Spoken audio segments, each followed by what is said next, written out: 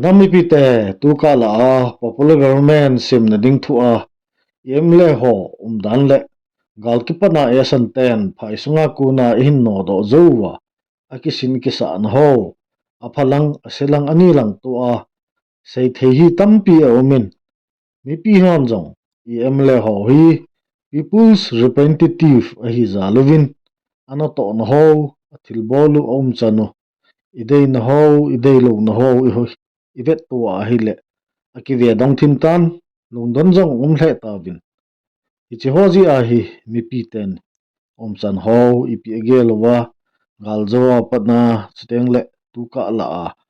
amma ho kisin kisan ho hi ipitiam ti ho hi vet tha ngai tha om theina dinga chi video hi kin sem kin hi in achi hin pula pana achai ne gia in vet owa ina ngai chai ke ki dibin amasan tim na kan ne hi tu na tapinga ga lut pai jeng le hun amasa penin MLA ho thu ga seitari le hen tu chung 3 May 2023 apana MLA hon athang pi abolo nammi pi in ki he hi tu Indian government center ko ma ithumo separate administration ithumo ku eho MLA ho thilgon propose hi ti hi nampin pi in het so kai ta diu chu ta san ta hi in hi chi hi so group son TC ti chu territorial council ana thum hialwa SA separate administration tu hi ichu hu hi in aba na hin themkhat ga sei be lew hen thuboi lai esan te to igalu pi ka hi lai ta aizola nampi conclave thumve ena ko yang chu hi chi yong chu ga het thei dinga ani chan na hi kinin hi chi ho tai lo chule hitia meeting ane na ho tai lo wa hi publica jong alim melu ki mutlo momong a hi kitan ahin saikot MLA pa pu paulen lol ho ki wang hi a constituency sungdunga kinle dong ho azaw na le local news le national media dunga jong aki mujab jab jengin adang si wang aki sei khelo na le a constituency a en ko ten jong amu kha lo diu hi ti hi gin cha do min hiong hi ta ta ba chu a hi ta na hi hi chi chung chu na chun tu ma sang jep chun KSO general headquarter in lamka langa public consultative meeting 21st October ana gon nawa MLA ho achi lo ji uwa pan agala lo ji uvin KSO lamkai ho chu an lungphamo hle uvin social boycott chan gei boldinga ana savin ahin athu chu phacham khat jovin MLA hon KSO lamkai ho chengto akimu to win hi chithu pe na chun athu chu akisu chintai tin KSO lamkai social media ho mangchan su thengna hin nevin hi chi video chu amasa penin ga vetri hi tv achi sa October 21 ni khwa emsong ke community la public consultative meeting ane ki ko na MLA ho koi ma cha hung lo jin KSO again adi din mi pi ho lung han na lung phat mo na lekin e jin MLA hon ja thamo an savin decision tu ni hi ho hin KSO general headquarter office a thu pha hung choyo bin bol khiu to khil ho ke thiem din ti de sa nan hung kal so no to ke hodin KSO jong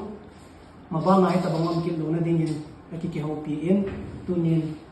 communication ge ho zo si to hi in ma ba na jong MLA hin CSO ho hin get in ma cham lo nam pi na tong khom ki ding in tu ni ki ho to ta le I sei do ho zo si hi I bo do chi na ding ovin MLA ho hin CSO hin pang khom ki tau te ti cho KSO officer ko na tu pi le ha sa na kan me ho he hiti chun awanin tuina cha chun kangui KCC hol muna public consultative meeting ani channa ana nei ki duvin hichi awang hin kangui langa MLA so ana zawna win hi awan hi tu chung gohatia nampi conclave thu kisei chu ahitan hichi hi MLA ni som inei la wa hi ni gubbo gapangkit hi win hichi aboi khat chu social media dunga ki ha sei chu hi le Infal Manipur based newspaper Shanghai Expression Kuki-Zo MLA soen popular government siam na dingin pan ala diwa newsa abolu adi laudan endless ho keloi khom na a convener a amanu pu hau kholet kip gan sai tu MLA tenin su theng na anei zo ta uvin hiti hin Northeast Live TV chile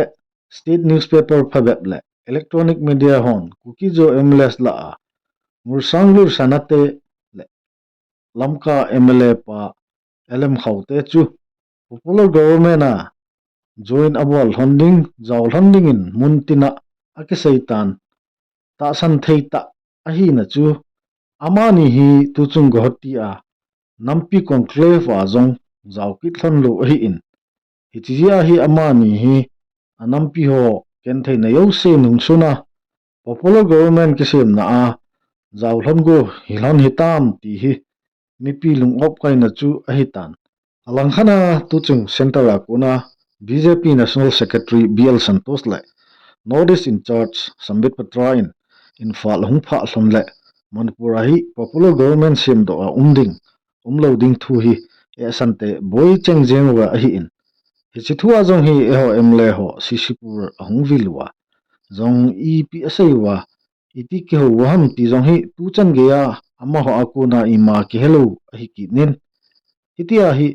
mipi in ahlendo MLA son mipi to ki samkai na ki zamat tu na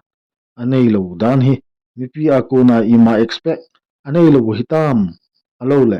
mipi ten pan na lowa zong mipi ho zaw na lowa yong election hi ki kai jing theinai atiu hitam ti hi lungdonum ta achu ahi kitan tua hi separate administration hi igel bangwa imu wa lawule Manipur election hi kumkitlang ahong hitan kumkhap bet bo inayu ahitan ahin iwang phatwa hichika la ahin separate ithumu imu wa ule chuchum imu lo ule Manipur election a jong hi panla adiham la lo dingham ti jong hi imasanguwa iboina diu MLA so thu khatna iboina diu khat chu hi kinin tun ilam kai hoben hichi MLA so thua hi alungelu ipi seiwam ipi ama hon a personal to wa ipi angai to wam ti ho hi aban banin ga ngai tri hi ti ve amasa penin pu Dr. Selian hauki spokesperson Keno in the bridge interview ke bol na chu ipi sayam hichi MLA so thua hi ti hi ga beftin ga ngai tri hi ti ve ai chu government of India chun EPI mechanism an po do chu popular government he ma he le leadership tha ji ham a government machinery chula function do ji lo India chu center state relations do ji chu so chu ichong chu tong ha chu kon emphasize ke ball the chu popular government chula e ho chun reject ke ball ji wa lo diang hello na minority hi ji ke lo a government norms chu mai a ball thu di lu chun e ho MLA ho chun panala di hom panala lo di ideal apa pen choi le panala di on la bon in thak khat chen som chu pang mon dang la lo di on som chu na pan daw le political pressure chu ma chu ai le ne chu le ho tem MLA som chu UT separate UT le pressure chu thei chu na ai le I had ma bang wa chu party chu ma hi bang wa chu third me a chu thakhat ta ke long to ta UT demand kho mo chu na tu bang chun pingun yong chi tu bang stand chu la theu le han de na ai le agoma se ding a chu chi ne het thelo kha le clear hilo le nin dong kin lang ke bang chun apan liu yong le condition chu he ho UT demand pa condition hin na ji a he ale government le pur chun he ho demand chu EPI di lo pi chu central government EPI di chu state government nom hi ole central nom le EPI chu mun da ang ta chi bol chu na DINMUN chu hi le apa nu wa atua state government tha leadership tha no ya chu he ho DINMUN pa he possible lo di wa le apa nu wa effective he na tha de chu positive ham ai lo chi chu thei pon te ti wa le apan da jing wa is a symbolic statement chu pressure ball wa le central government chu amo is serious he on he we ti ja in khos a zo diu ham ani ni a chu risk ma chu ipana hi le mi pion na het them ding chu ha ding na ya we in explain ball long lan integrity tu phua bon chu bang silai so wa aga panu le chun thu chu na sabu set no yong dim set ki ding ha ding ai wa nga chu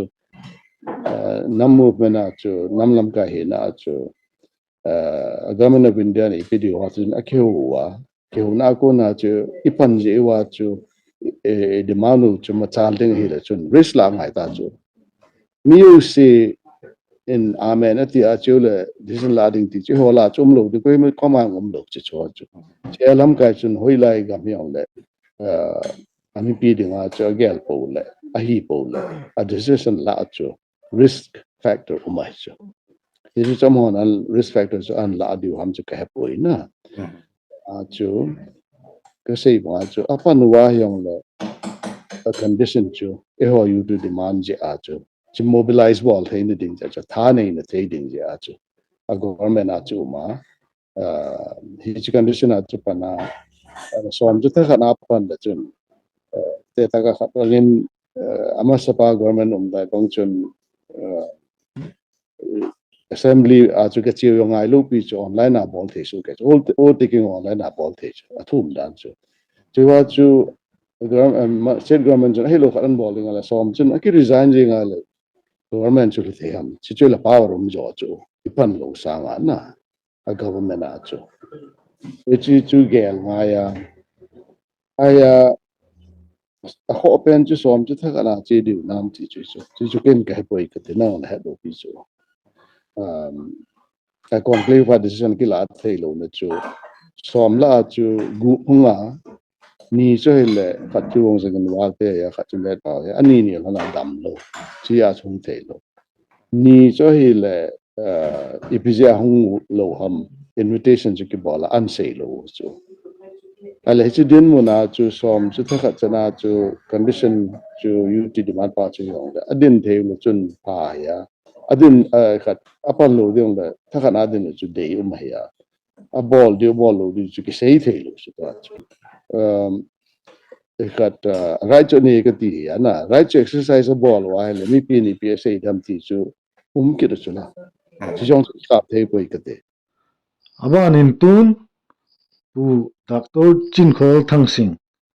President Zoro in TC network nga iho Kuki-Zo MLA so di dan le ama ngai dan thu asai na ho nga ngai kitri hi TV tu chung wang chu India sarkar BJP sarkar chu a serious le jeng we popular government chu tun kit ding na a serious ma ta ba amo sei chu a chang le sei ding hello pha le chu popular government kitung ding hin kitung do lo ding a sei amo sen te cha kana don but le ai he doctor po ai ta hin kol hoi chu loi kol hon tu chung bang cho serious ben hung ki hungum do me the ding chewa ai ta le hung ki dong ki tung do ding hitale example la ai le last meeting a chu home minister in ata am ale khazi chung ki mohin a compound jong e kama ibila iza hin ai wanga kuki MLA ho azaw lo le chu e khat Kuki-Zo MLA ho chu azaw lo le chu popular government chu established hello ding a he cha sei chu in za wa number 1 number 2 a cha chu tu chunga to azon na sei ho lam kai ho in ei ho MLA ho ki ho pi ding a hung ki da hi win ang ki ho na wa chu ama o ki ho na chu nang to ke e he in tu nin chu a je chu jan ya ki ho wa tu ni a Guwahati a jong Kuki-Zo MLA thì hiện lang CSO hiện lang SOO ho tua chu way forward ding conclave number 2 jong au pet hin tu nia ki pan hin jing le chia chu MLA ho jong chu tu ni azaw lo le jing ga zaw man diu ka ging ta in a hin tua home minister pan asai chu Kuki-Zo MLA ho azao lo le ki form thei de inte ama lung lut lo le ki form thei de inte achi pa chu ata zet hi lawang chu Kuki-Zo MLA hon ka form nom hi we cha asei ka zao thei hi we cha asei le ki form lo di dol hin ama ho e hon chu azao mo lawa a form te le BJP e atam zo omen ki form e cha chu zao da le mi som cha abol le chu abol te abol the le chu abol hitan te ai wanga personal in chu chito banga president rule out sung pe da chu settlement imu lo le chu popular government e noise ho e that ho ine de cha de ho e gu sa e la sa nam ho in ahin bol ki da amo chief minister ho finance minister home minister ho ahi lo le am hong hindi adin ki le chu ang hin ki le chu ama a bol pa chu hong bol ko ki lo di ham che chu mi tam ta lungel hi chu na so ahi che ji a chu to a popular government form na ding mo mo a chu Kuki-Zo MLA ho chu azao ke lo ding chu thil pha hin azao mo mo lo de thil pha hin zao lo ke ya popular government institution, or if they instituted popular government again taking away the PR, that will be constitutional expert on say the Indian hilo le che ho chu India sarkar thui ta beta ai wang ai ho zao lo phantin che ba na chu ahun jong sot apha jong sot jong ombe ta hin che ja chu ai ho adinga chu azon na question khara chu popular government hum ki le chu ai ho adinga ha sat na chu them khanung ki be ba ta ai wanga tu chan ge ya pathin pa nung ki thu pia tu chan ge ya front line lang hele tu chan ge ya ta chapa ho volunteer ho bon che ke ya pathin in tha na pe za la chu ido the ya India sarkara government army hon phachara boundary buffer zone ho aven tup hinan che ja chu chepa chu i maintain jingwa ikito jingo lewang chu popular henlan popular lo henlan hungding do ki leng chu I ma khobe hin chin ai wang chu ho chu ha sat na them khat hungum be be ta but then those things are immaterial as long as we stand together ai ho kilai lo achung nun kitu kilet sa num kitu lamkai num pau num mipila TV mai ding num thu sei num ke jong hining chi itam wal ho chu behen lang hata in khaden ki tol hen lang persistent consistent ta in ching thei ta in ki tol lai chu popular hanan popular government la chu ido zo tho diu chu abanin achaina ke ya dingin pu aron kipgan general secretary KNF le spokesperson UPF in the Kuki media interview ki bol na Kuki-Zo MLA so thu asaina ga nga hitivin tunia dinga video MLA so chung thu a in siam hui achaina hi sa ata hitive tuni hin I head diu kat hi Kuki-Zo MLA iti ting wa hile MLA so mai lo hin na Yes. so mai lo hi chi popular government ti hungin ti la chu tu chung gati meeting hilowa masanga chu khatve gati a meeting ana ki bolin ke je si pangin jomi council yong na pangin chuting le Kuki MLA hosis Kuki-Zo MLA hosis yong so apanguvin abon cha ke ma na pangkit poi na he chi chungin jo ai chi agenda chu hi chi thu he ne ki sei ni Okay. government formation government formation hicha ke ho tha na chi pham ti a hele Kuki-Zo MLA hoin amma ho te dan dana government na panding pan loading he decide ki bol thi lo diu hi ani na chu hichi apha da hong lun teng le KZC to keno UPF in sei kho min tin mipi voice dung zoya mipi dei dung zoya chamon a sei tha wa panghen atiwam pandaw hen atiwam hichi dung zoya bu chu thil chu ibol diu hin namin ti chu isei la hin MLA hi mana popular government na amo party in ain jolwa panding pan loading amon decide ati bol thei lo diu hi tin pa chu very clear Okay. ichi mi tan gya umei tu chunga chun MLA ho chu holim na part amangovin MLA ho na say chu henge Manipur ra popular government ki sim na dinga hi panding panloading pa chu alungela saving khanin lungelo ki say na point kha chu hile popular government na hi ipanwa ahile ipyam pachom ding ipan lowa hele ipyam pachom ding MLA la ki nga la a government formation na ipan lo le zo a question na bol bang ipika bol li ham ti cha mon question a bol vin ong ki khomo chu ani na mon se chu tu din muna chu government ki form ding ala center chun hichi government tha ki simpa hin Kuki-Ho union territory Kuki-Zo demand union territory with legislature solution dinga panalading hiti assurance oma hichi chu oma hele panchu nama dinga pachum zon ti idea sayong chu omine hichi ho chu lungyal sayne dinga ki khome hin hichan lungyal say chu asipoi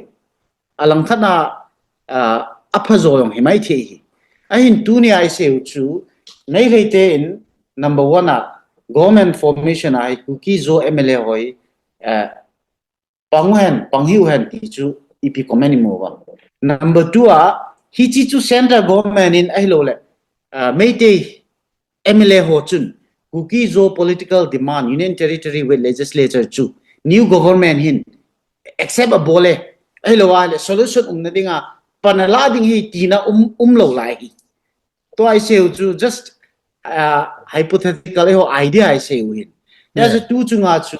resolution la na adang poi the only standing resolution is MLA hon acham chama disan akila thelo di hi ti chu disan ya chu